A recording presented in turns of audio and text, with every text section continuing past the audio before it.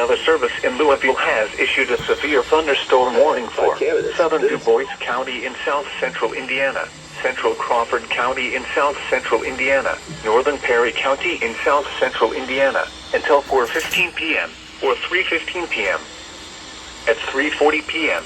or 2:40 p.m., a severe thunderstorm was located near Dale, moving east at 65 miles per hour. Expected hazards include 60 miles per hour wind gusts.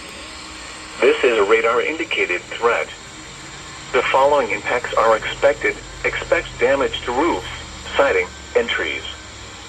This severe thunderstorm will remain over mainly rural areas of southern Dubois, central Crawford, and northern Perry counties, including the following locations: Britsville, Huntingburg, West Fork, Tazewell, Mentor, Birdseye, Eckerty, Adoville, Ferdinand, and Huntingburg Airport.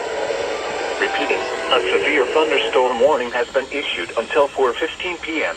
or 3:15 p.m. for the following counties in Indiana: Dubois and Perry,